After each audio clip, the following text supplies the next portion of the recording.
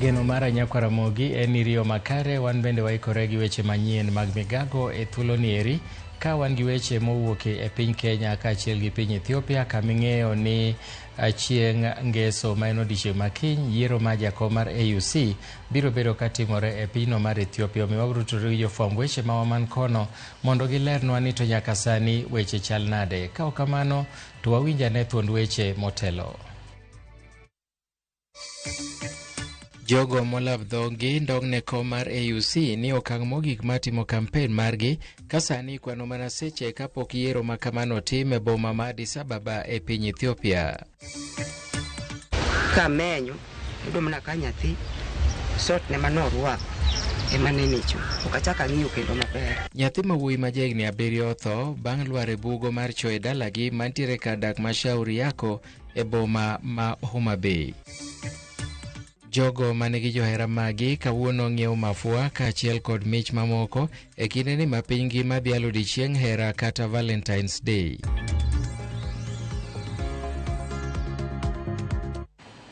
Nyakwaramogi in gi thuolo mar oro ote machok e laini mar ote machok ma en 33600 machiegni weche manyien mag migago. Nyinga Milton Ochieng' Awuor. Nyathi mawuoyi ma jahigni 7 otho bang' lwar e bugo macho e dalagi mantie kar dak ma Shauri Yako e boma ma Homa Bay. Nyathino moseyangi nyinge kaka Emmanuel Blessing ne olwar e bugo macho noero mane owe dhoge nono odiechieng' manyoro e kinde mane odong' e dala kende. Kaluwore gi familia mare, nyathino ma bende osebedo ka nigi tuo mandulme ne owe kende ka kwargi mosebedo kodak kode nodhi e liel moro, ema kane oduogo odhiambo to noyudo ka nyathino onge. Kwar mare wacho ni mijing'o mar yudo nyathino nogore e lwanda, ema kane girango i cho manie e dalano to nyo giyudo ringre kanie e chono machal ka gima nyo kier molwar e chono. Obila nogolo ringre e bugo machono kendo tere nyaka kar kano ringre jomotho ma Homa Bay. Ayudo ka nyithindo moko tuge e kanisa ka mang'eny. Koro pacha moro biro seche moko wato timore nade wuok odhi oko kocha. Koro chuna dok chien maluoro mabiro nyaka kanyo. Koro temo ng'iye pap kanyo moso katimore nade ok anene. Koro awuok ago kona luoro kama kadhi mwalo nikech wuon gi odgi ni mwalo piny. Koro ago kona kaluoro kadhi mwalo kamano maluoro nyaka piny kocha. Koro awuotho mos kabiro. Ka gikidho get kacha tawinjo ka nduru gore ka kendo.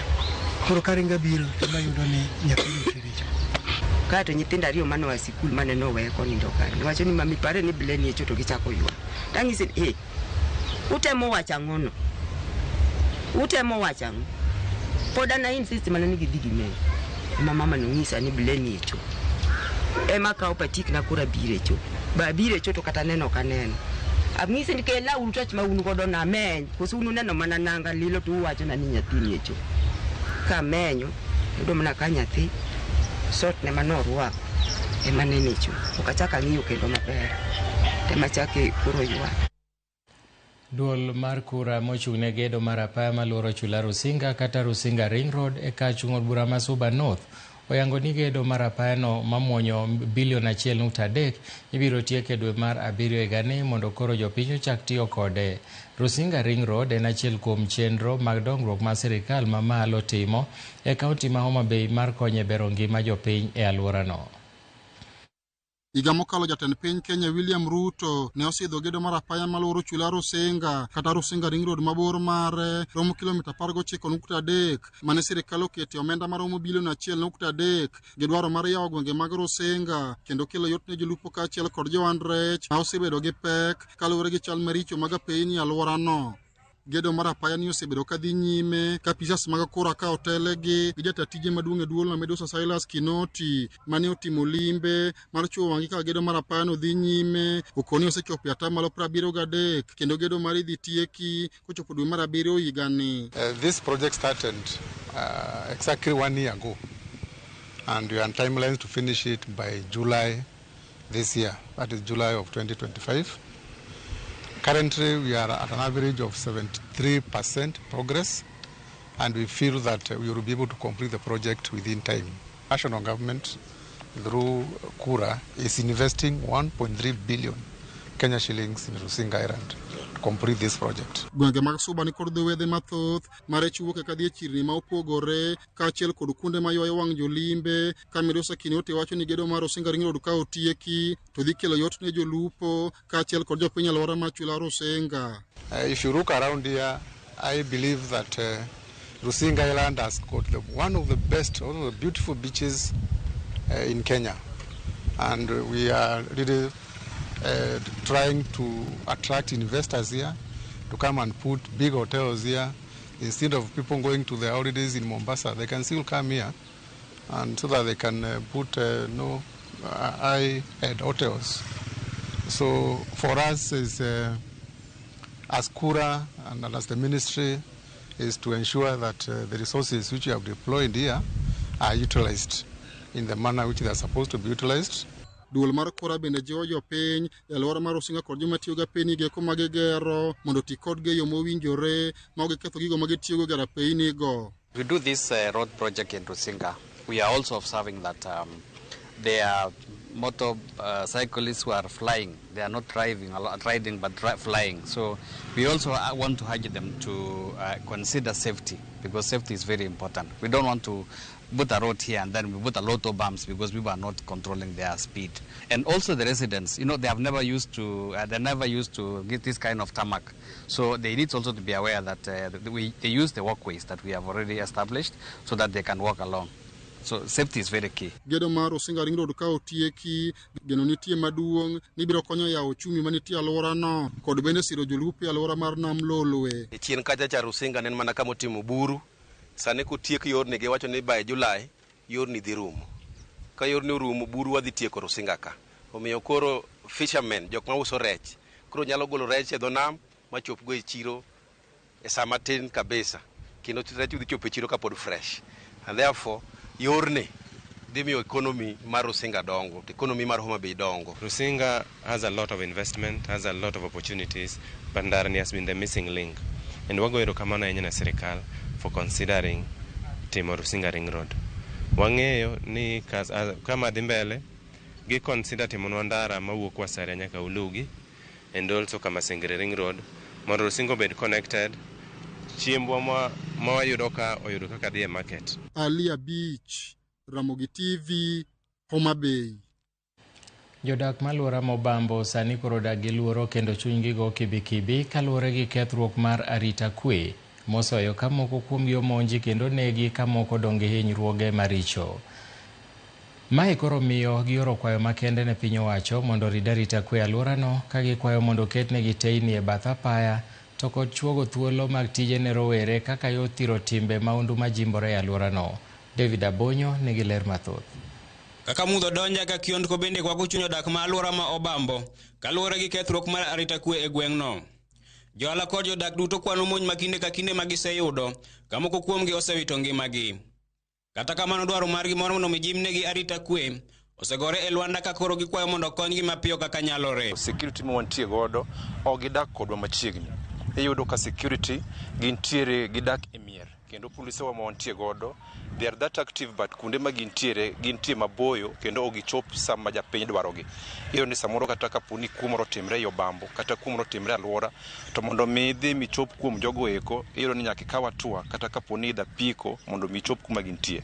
Omiyo ne wakwayo our national government coordination by the county government mondo giyie gichopnwa singo marwa mar kelo security wa machiegni mondo gidag gi jodak machiegni mondo mi services moyudo kuomgi obed makare. Jodak wacho ni onge mag teyni alworano miyo joma undu thuolo makare mar timo monjo jodak makae ka koro gidwaro mondo ketnegi teyni. Gima duong' manyalo kwayo en security lights mondo kelnwa e streets mondo at least ler mondo obedie.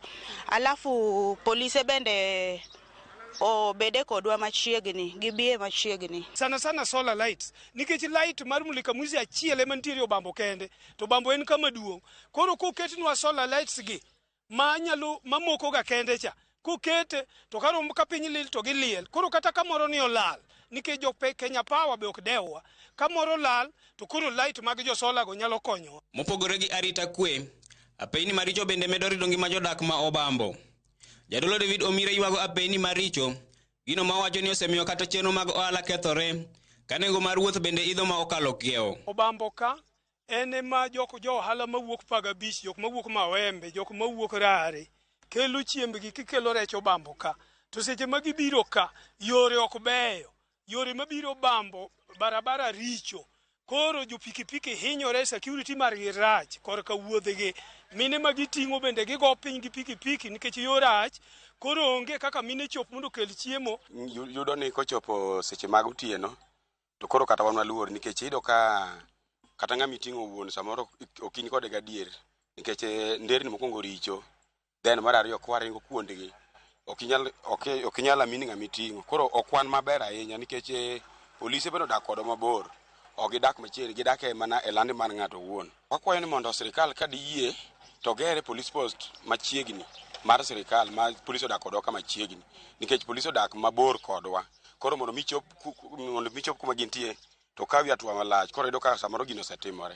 E kin midhierogi, joma mine kalo e midhiero moloyo ka ithoro monjgi kinde ka kinde ka giwuok e chiro. Obambo wasebedo gi shida mag insecurity mang'eny kaluwore ni seche moko idhi kata manyo giri moro to kiduogo to giri mathis miyudo ni ng'ato dwano mayi e kor ndara, orado kodi to ogoyi mochuo kawo nyaka girino.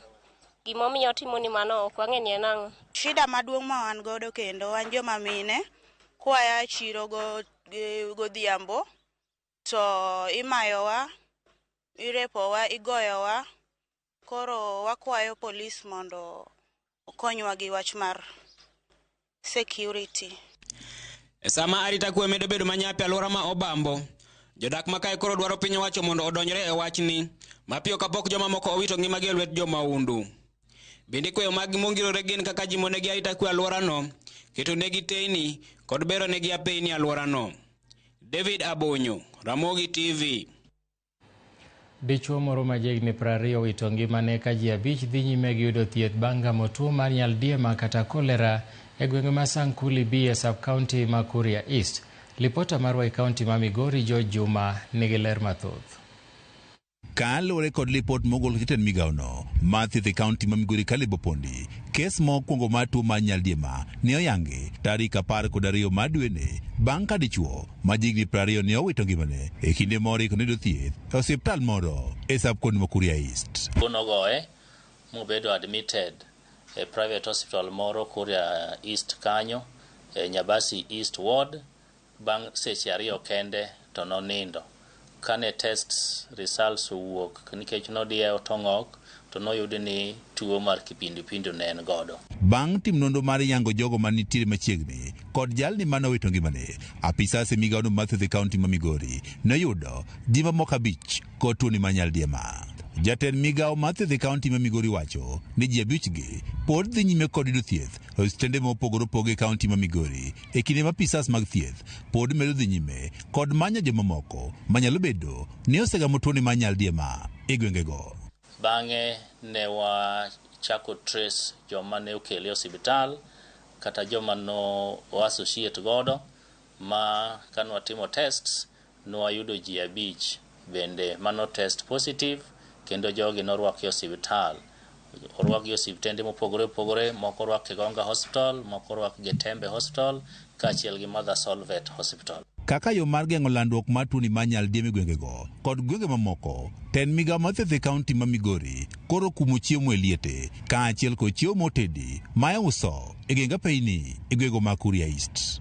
Dewa her wacho ne jowa ni tuoni en tuo malandore mapiyo kendo sechegi wakwayo ni mondo chiemo ahoyaye kata mitedo e bath yore mondo kik wabed kwachamo, kendo e gweng'ni endi wasegolo onyo mondo chiemo liete kik bedi. Migao ni mathieth e kaunti ma Migori bedo yango ne gisetero yedhego mag thiedho pi e gwego ma Kuria East. Wagombo ni pi mondo chwaki ka imodho pi, kendo ne wacho ni waseoro chemicals ma ikete pi mondo kik jogo modh pi manumu mabiro miyo gi bed gi tuo mar nyaldiema kata kipindupindu. Muoch mar tuoni mar nyaldiema gwego ma Kuria East itudo kod nok mar pi maler ka thoth oganda e gwego mag Sankuli B matuoni koro moche pod tiyo kod pi molil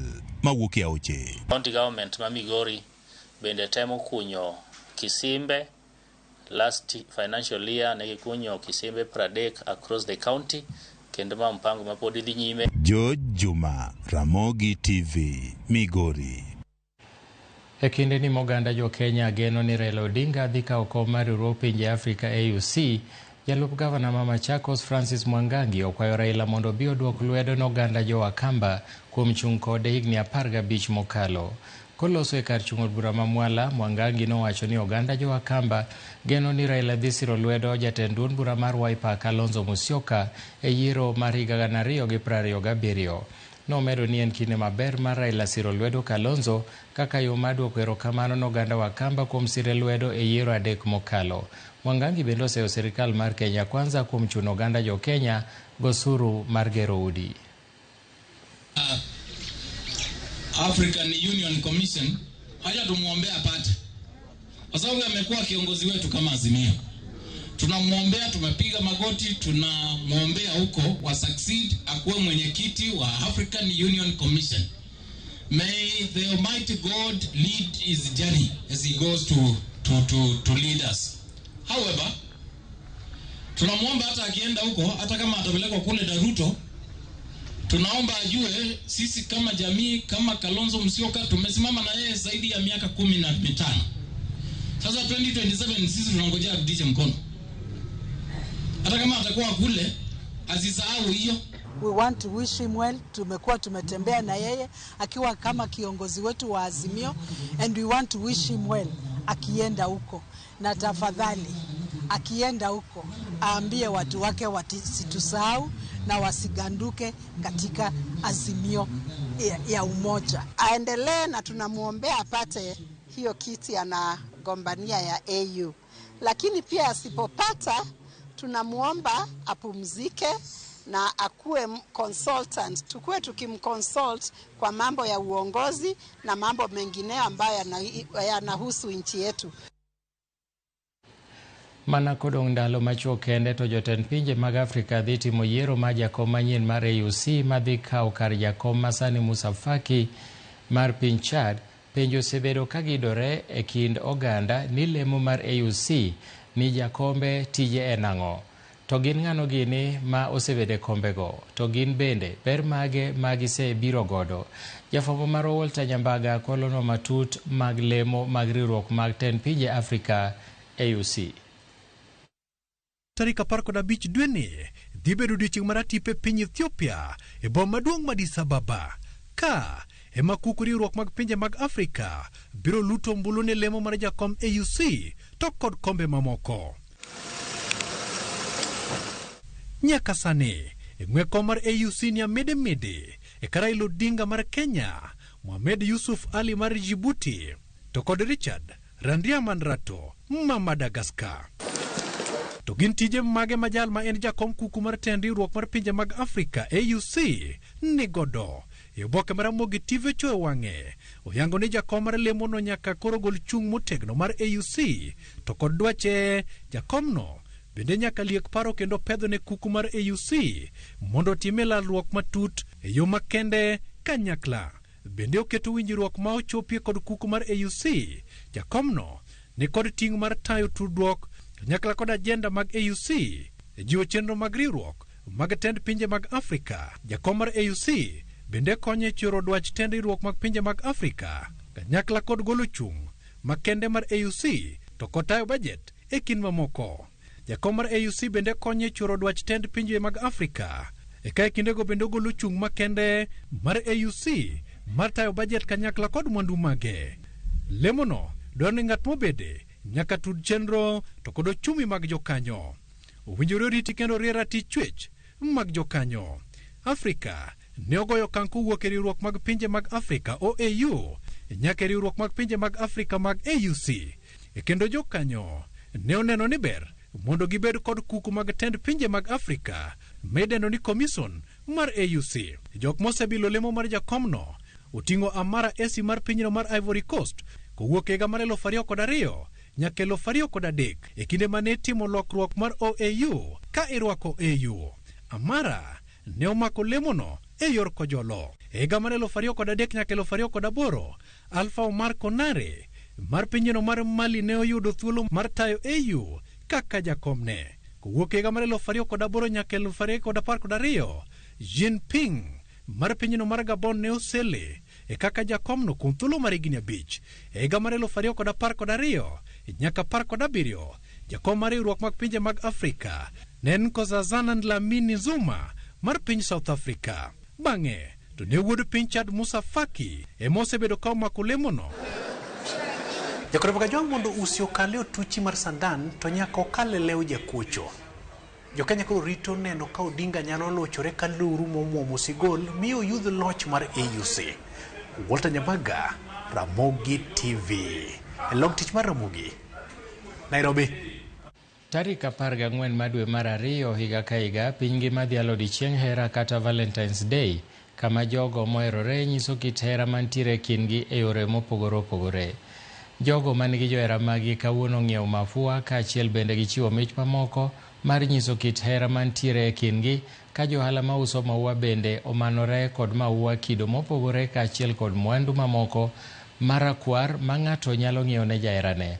E seche ma piny mangima ingo odiechieng' hera, rowere ojiw mondo obed motang' e kinde ma ginyiso hera, kendo gine ni gitiyo gi raboyunga e seche ma gibede achiel gi joheragi. Siku ya wapendanao, yale yote yanahusika, pia kunahusika hata mambo ya ngono, kunahusika mambo ya kwa sababu kupendana ni kupendana tu. Kwa hivyo lazima hata wakipendana wawe na hiyo fahamu ya kuwa kuwa fahamu na hiyo kuwa responsible, ndio wajikinge, wasipate ukimwi, wasipate mimba, wasipate haya mambo yote, kwa sababu pia tuko na kesho. Na hao vijana ndio viongozi wa kesho, ndio madaktari, ndio wazazi, ndio wahubiri, ndio wako, kazi zote ziko hapa. Kwa hivyo hatutaki wadhulumiwe na haya mambo, na hatutaki kesho yake baada ya hii siku ya wapendanao tukue na kilio. Message ambayo tunajaribu kupitisha na haswa inalingana na theme ni vibes, ni safe, so that young people watumie hizi condoms waweze kujiprotect, ndio wasipate HIV na pia wasipate unintended pregnancy. Obila mapacho ka kotelnegi kod jolupo gai mag obila Eliud Lagat kod Gilbert Masengeli ne ochiwo maua ne jopiny e boma ma Nairobi madhialo odiechieng' hera. Jotend obilago nowacho ni okang' makama en mar kelo bedo makare e kind obila kod jopiny. Jotelogo bende nojiwo jopiny mondo oriw obila lwedo e keto kwe e pacho ka.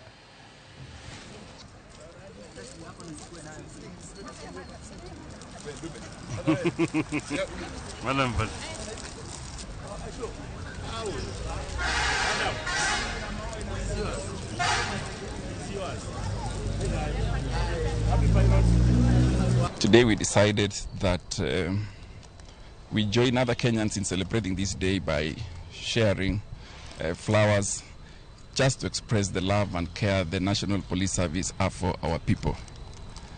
We are delighted that today, this morning, here in Nairobi, we were able to interact with the members of the public. That's to make sure that they also see us on the other, the other end, the other way of life, that we also have a feeling for them. And to say, unlike those old days when you could see a police officer, people run away. You ask your colleague, why are you running? Then they say, police. You join the running. But at the end of the day, that was police brutality. Today, they are our brothers, our sisters, our friends, our husbands, our wives, our daughters. So ours is just to extend to the members of the public that we pray for you guys. Always remember and care for your neighbor as you could care for yourself, and we live in harmony. Ranyisi maber mokalo kowuok kuom bad migawo mar obila mar nyiso hera kendo nyiso ni gin dhano kaka oganda mamoko ma jo Kenya Kuom mano in bende manye ng'ato mondo inyis hera kama intiere odiechiengni mar Valentine. Wakaw yweyo mokwongo, kik idhi mabor, aduogo bang' thuolo machuok.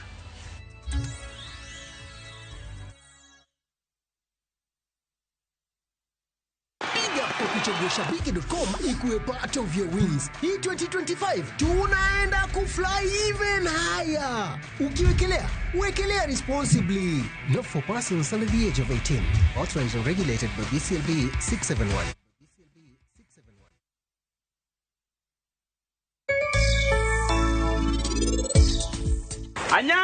Anyango notonga. Anyango nonga. Mimi nimekuambia kitu. Wacha nijiongelee. Idwara ngo kata konyi na. Inyalo konyagi soft loan moro matin. I don't say that, send such small money. Sai umekula hu. Yan manyi ne gimo pogore. Onge wach. Ka onge gimedwa na losni. To dhiyo. Iloke sani na walk on my own vocation. Ma ok state, ma boke not winjo, ma office. Watch no bene dear. Manyo pesa mano kile Nairobi. Indulge in the moment with every spoonful of Delamere real fruit yogurt.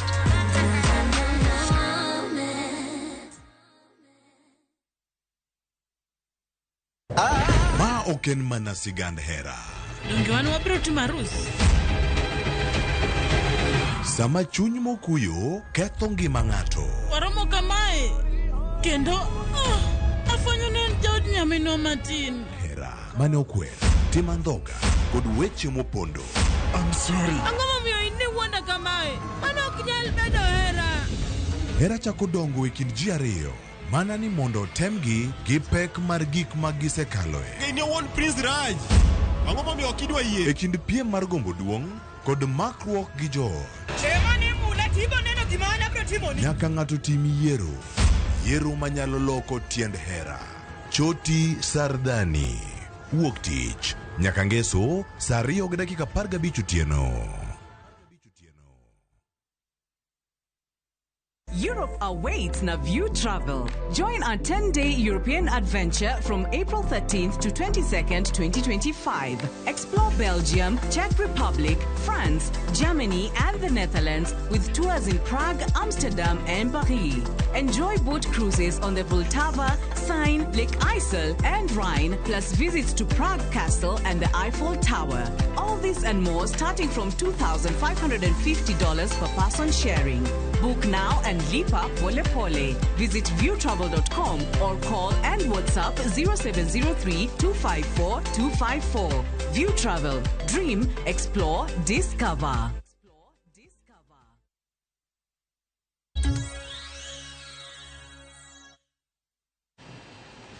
Machiegni kendo, kaunti ma Siaya koriwore kod kauntis mamoko dhialo odiechieng' Raboyunga kama rowere nyomi gigo ma ginyalo tiyo godo ka gipimo kute mag ayaki gin giwegi.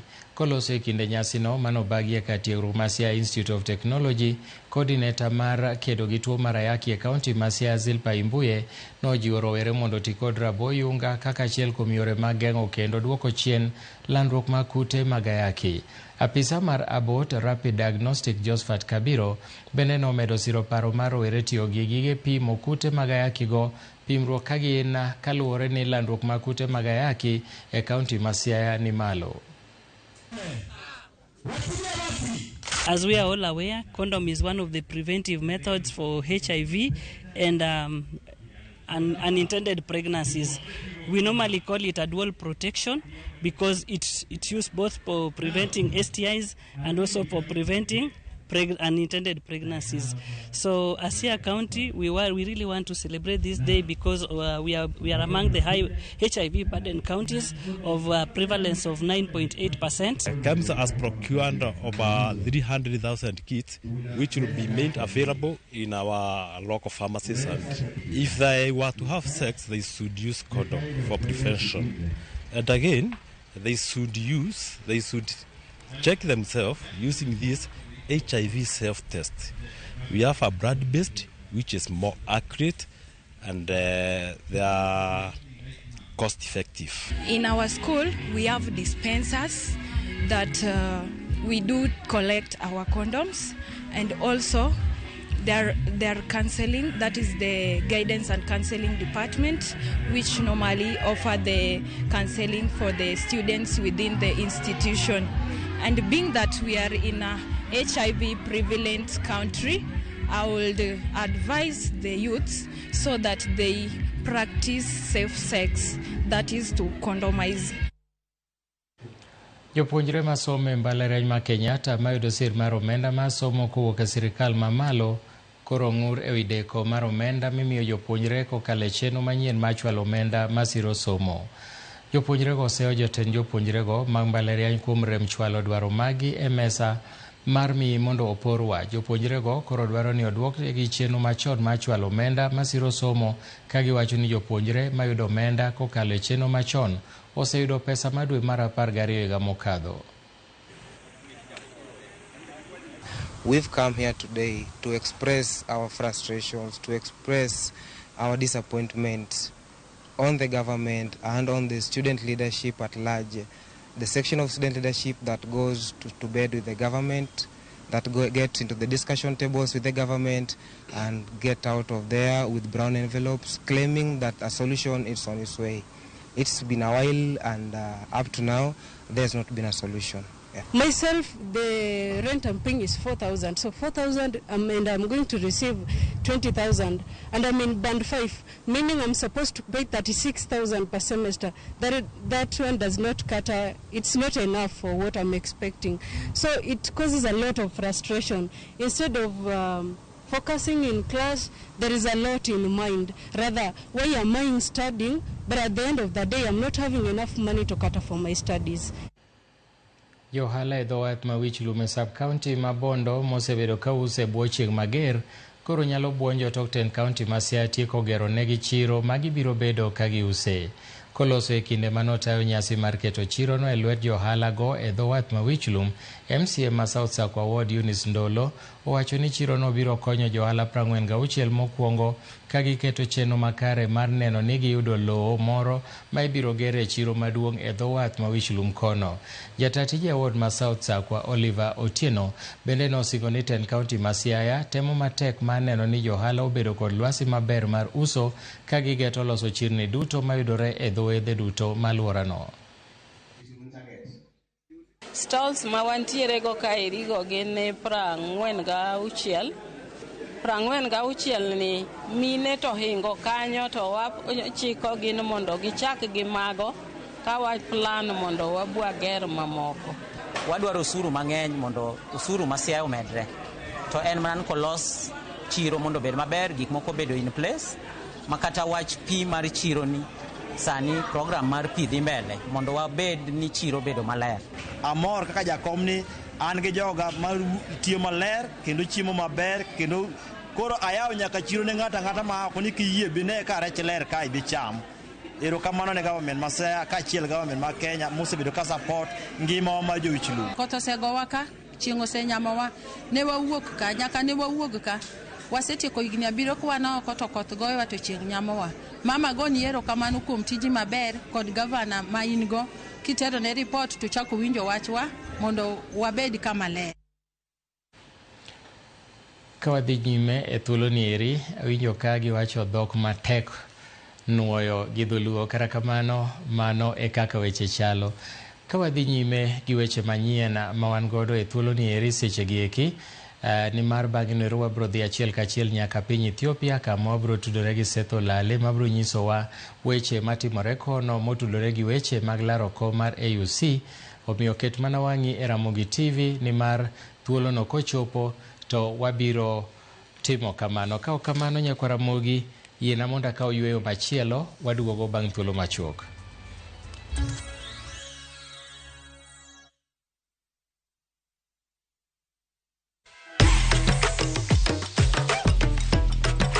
Patapata nilipata kwa besti yangu, alinitumia link kwa WhatsApp, akaniambia jaribu uone kama utaomoka na mbugi. Niliingia nikapata iko na aviator na najua napenda aviator sana, nikaekelea both side, nikatoa cash out ya kwanza ikiwa 8k. Besti yangu akanitatua hapo nje, nikaacha simu hapo. Kurudi ndio nilipata ingine imeenda sana. cash out nilikuwa napata 685. Nilikuwa na watu wengi kwa shule, nitawalipia fees, alafu hiyo maneno mengine nitafanya tu kidogo kidogo nikiangalianga venye naweza fanya. Not for persons under the age of 18. Authorized and regulated by BCLB license number 447. Valentines en chieng' hera lilo. En yo mane maber mogik minyalo nyiso goera ka ok en gero kinde umanyime kanyakla. Machiegni e Royal Mabati Factory Limited, kama rang'iny mamalo romoe kod kit mwandu molosi. Kendo hera yudo e wi tado mong'ith maume. Yud ber mag deals mamit, nengo mogore piny. Winj ber mar keloni nono maonge chudo nyaka e dhot ei pacho kae mangima. Gochnwa e 0722-638-833. Go order mari kawuono kokale www.royalmabati.com. Chike kod weche mantie nyaka lo.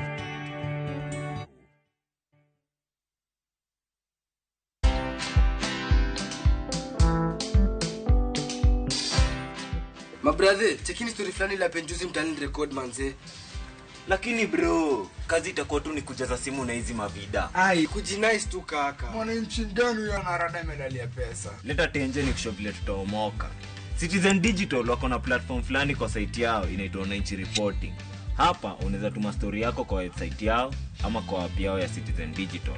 Na kama hiyo process ni ngumu, unaweza tuma story kwa email yao, WhatsApp number ama uitumie kama SMS. Alafu gani napataje bro? After story yako imepublishiwa, hapo ndo una receive 1000 kwa simu yako. Bro, au umenichanua. Don't just witness the news, be part of breaking it. Download the Citizen Digital app and share your story with Wananchi Reporting today. Citizen Digital.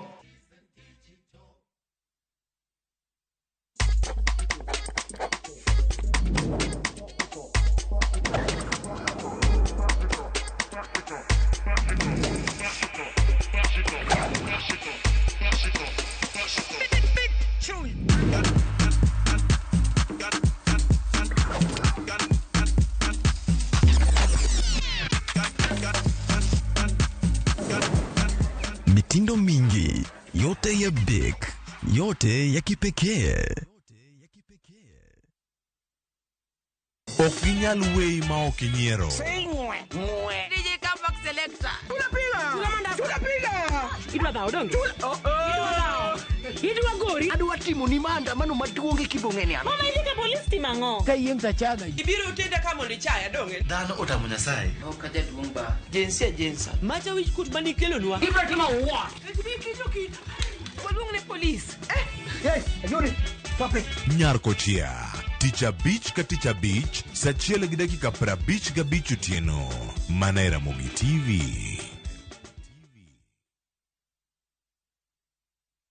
Love is a beautiful thing, and this February, View Sasa is all about love. Watch Boy Child Under Siege as Ochi and Linda get ready to eat a nicely prepared meal. Kuna mtu ameita zimamoto.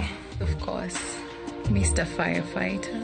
But Linda's parents ruin the moment. Simekujarakaje. In Love Bads, Annie and Farida fight over Jimmy's love and attention. So is this all about the movie? It's not. It's either me or her. And in a brand new season of Monica, Monica's love for Mariga is unmatched, but her obsession over Bob is undisputed. Watch all these and more romantic stories only on Viusasa. I miss your touch.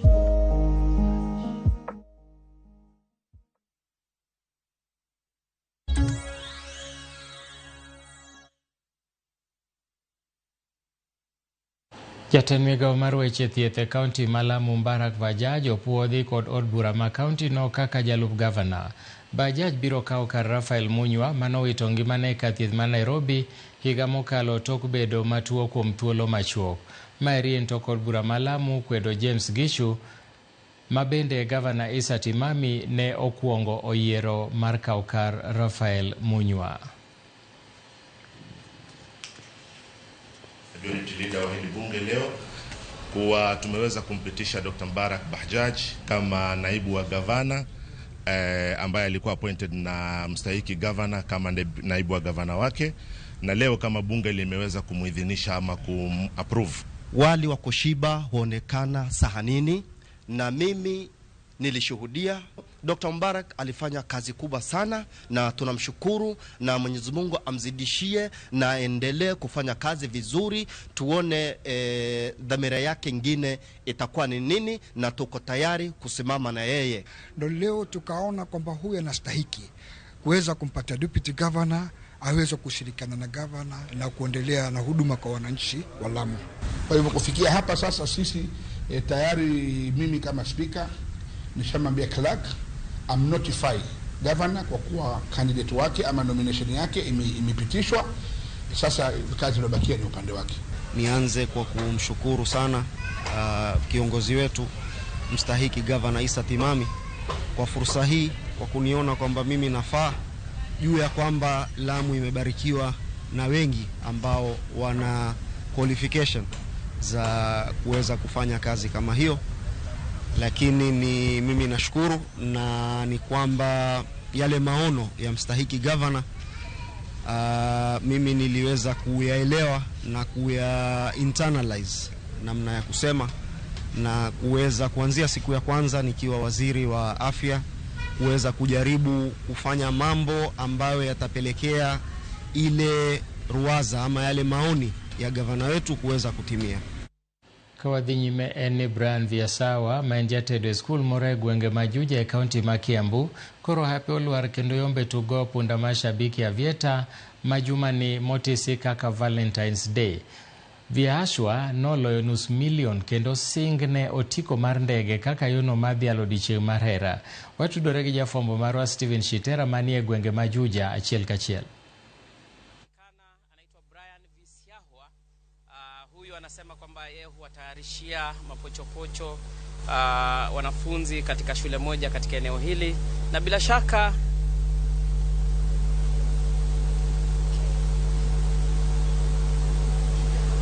asante sana Lulu, runinga ya Citizen, watazamaji wetu wa runinga ya Ramogi, watazamaji wetu wa runinga ya Inoro. Bila shaka tuko eneo la Kenyatta Road ambapo mshindi wetu amepatikana wa shabiki.com. Leo ilikuwa ni siku kubwa sana kwa wapenda nao, na ni mchezo ambao ni shindano ambalo limekuwa likiendelea kwenye shabiki, jukwaa la shabiki.com, shindano ambalo lingeweza kuwatunuku wapenzi ambao wanapenda kucheza michezo ambayo iko kwa shabiki.com, na bila shaka mmoja wao ameweza kuwa mshindi, ameibuka mshindi, na kwa lile zidisho la juu kwenye shabiki.com wanasema highest multiplier, ameweza kujishindia shilingi nusu milioni, na bila shaka katika mchezo wa vieta.com. Si hayo tu, anaweza kupambiwa siku yake hii leo ya wapenda nao kwa kupata angalau safari ya angani. Ukiangalia kuna chopa nyuma yangu, captain pia yuko hapa standby kuweza kupeperusha chopa hii na kufanikisha safari yake. Visiahwa ameletwa kwa njia ya aina yake. Unaweza kuona gari alilo bebwa ndani Brian, na ndio huyo anadondoka kwa njia ya aina yake. Amepambika kweli kweli, unamwona hapo na Bensu.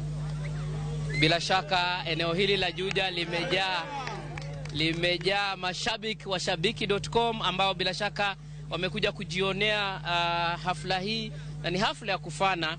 Bila shaka nitaweza kumuongelesha tu Visiahwa aweze kutueleza kwamba aliweza kushinda vipi, na katika siku hii ya wapenda nao labda mpango wake ni upi. Brian, bila shaka hongera. Asante. Nieleze tu labda shabiki.com, nieleze tu safari yako na shabiki.com. Shabiki.com nilikuwa na watch kwa news Citizen TV mostly. Nimekuwa nikibet ni miaka kadhaa. So nimejaribu. So hii nasema ilikuwa mwaka yangu na bahati yangu. Yeah. Nieleze tu, imekujia siku ambayo ni ya Valentine's, unahisi vipi? Nahisi vizuri. I wish ningekuwa na mpoa hapa. Ningekuwa fiti, tungesherehekea vizuri. Kwa hivyo hauna mpoa? Sina mpoa. Ana mipango yako ni ipi? Labda haukuwa na mpoa, labda ulikuwa unapima hesabu, unaona haziingiani, sasa saa zile hesabu zimeingiana, labda una mpango? na mpango watu wa kufanya harusi. Sasa nitapata mtu ananifanya harusi na pia itakuwa live Citizen. Kweli kabisa, tutakuja bila shaka. Brian, nieleze tu labda uliweza weka stake ya pesa ngapi na uliweza kushinda pesa ngapi, maana najua hili ni zidisho la juu zaidi, yani ile highest multiplier. Ulishinda pesa ngapi na labda ndio ukapata hizi? Nili stake na 50 bob. Hiyo ndege ya Aviator ikaenda, nikapata the highest multiplier 3000. So wali multiply 3000 by hiyo 50 nikapata 150,000. Yeah. Kwa hivyo pesa zako za ushindi ilikuwa 150,000. Bila shaka hizi pesa tuambie tu, unajua Wakenya wengi wana mipango, wanasema kwamba nikipata pesa fulani nitaweza kujishindia. Labda una mpango gani? Hii naenda kufungua na biashara. Na bado mimi nafanya kazi, so sitaacha job. Yeah, lazima biashara ikishika ndio naweza step aside. Tueleze tu unafanya kazi gani? Ulikuwa umenieleza, lakini tu tueleze tu unaifanya kazi gani na ni wapi? Mimi ni chef kwa shule hapo Juja St. Peters. Yeah. Na labda wanafunzi, walimu na wenzako wanasema vipi? Wamejua? Labda wataona kwa news, hawajajua. Nilinyamazia, sikwambia mtu. Yeah. Asante sana. Bila shaka Daniel, nitamkaribisha mwenzangu Bensu aweze kukukabidhi 500,000.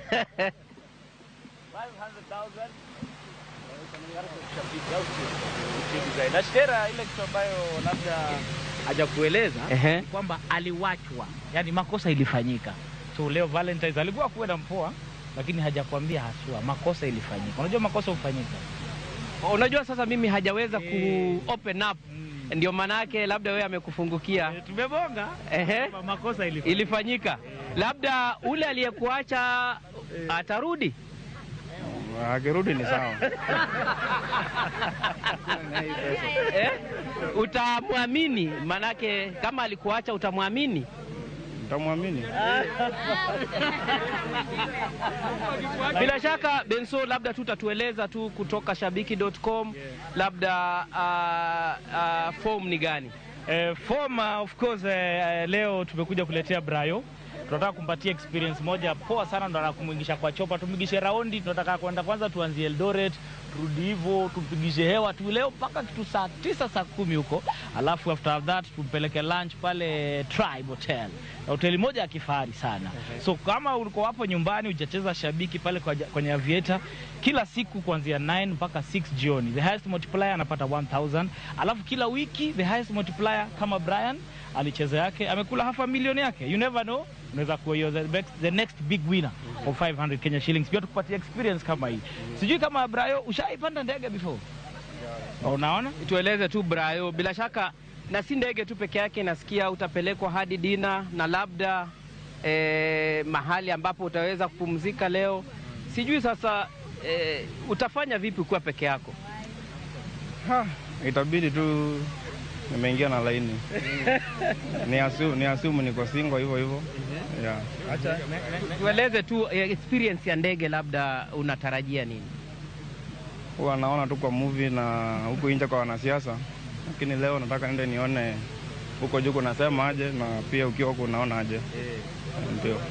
Bila shaka watazamaji wa runinga ya Citizen, Inoro, Ramogi, mmejionea mshindi wa Aviator ameweza kujishindia highest multiplier shilingi $500,000. Atapata starehe hii leo ya kuweza kupata safari ya ndege hadi pale atakapopumzika. Nasikia ni mahali ambapo pamepambwa.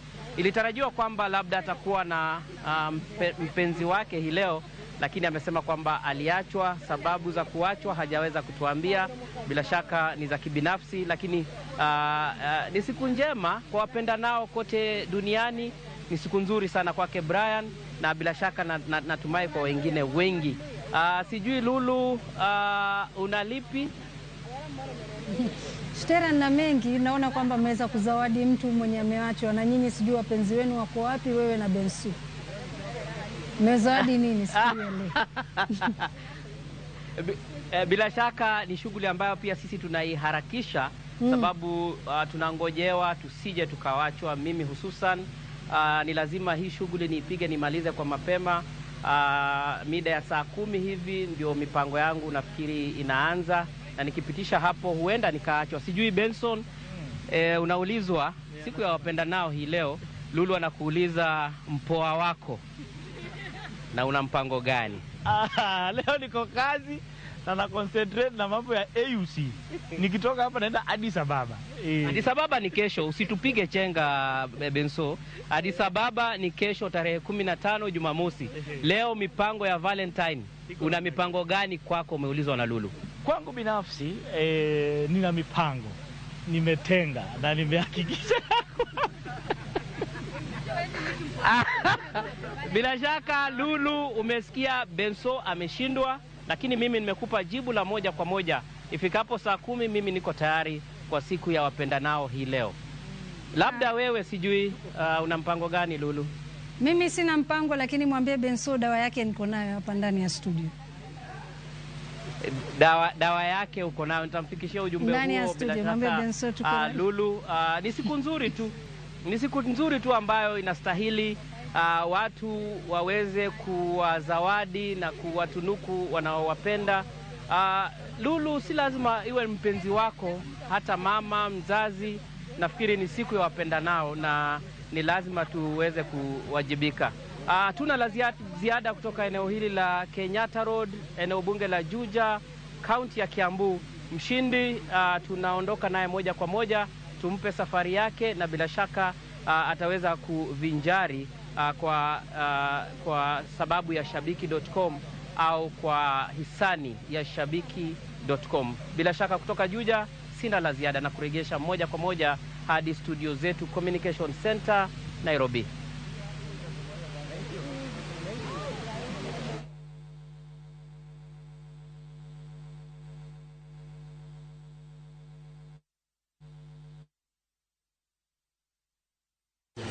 Mano ne jaloch mar Shabiki Avieta achiel kachiel kowuok Juja. Owacho ni jaherane noweye to kawuono chieng' Valentine oyudo $500,000. Koro owacho no kong'eyo kata jaherane biro duogo, to koduogo to biro rwake. Wadhi nyime. Bad migawo mochung'ne koro kor lwasi obago romo mar ndalo 2 e kaunti ma Kajiado mar puonjo jopiny e wi lokruok e kudho mar kor lwasi e kauntino. Romo ma kamano kelo kanyakla bad migawo mochung'ne weche mag alwora, NEMA kaachiel gi jodongo mag oganda jo-Masai ma ibiro puonji koro kudho mar kor lwasi ka gitiyo kod yore machon kanyakla kod yore manyasani motelo ne miyo jopiny ler. Okang' ma kamano geno mar miyo jopith kod jopur puonj mondo omi giikre motelo ne chako pidho cham kaachiel kod miyo jamni mag gilum. Ni tunaangalia mambo ya maji vile inatumika. Kwa hivyo mambo utabiri inasaidia mambo vile tutatumia maji. Ya pili, tunaangalia vile mfugo wetu watapata chakula. Ya tatu ni mambo ya kilimo. Basi tunasema utabiri unasaidia sana sana ile inaitwa early warning systems. Like right now what is happening, we are trying to look at the review of the last season forecast. And the last season forecast is that as the Kenya Meteorological Department, we gave the forecast, and also the indigenous knowledge expert, they gave their forecast, and we reached a consensus. And this consensus, we are trying to look at the review. Weather patterns have changed significantly. We are not very sure of when the rains will start and when they will stop. We are not very sure about the quantity of the rains that we expect, and therefore information about weather and when it will rain has become very, very important because it will allow farmers to plan on when to plant. Jatend migawo e migawo mar pinje Afrika ma ugwe kod bero kuonde motuo Beatrice Moe owacho ni migawo mare biro riwo lwedo kod jolony mar neno ni kuonde mani koda oro oyudo chiemo moromo. Moe nowacho magi e romo mare kod jolony mani koda chenro mag dongruok e magawo moro e boma ma Nairobi. As partners in development, there is need to deepen our collaboration to enhance their effectiveness in the areas of early warning systems, sustainable water solution, emergency response efforts, and climate adaptation projects. Distinguished invited guests, I call upon development partners to continue supporting my ministry in the humanitarian programs that provide life-saving assistance while investing in long-term solutions to foster self-sufficiency and resilience among affected communities. Kochopo odiechieng' makiny biro yangore ni en ng'ano mabiro kawo kom mar Musa Faki kaka jakom mar riwruog pinje Afrika.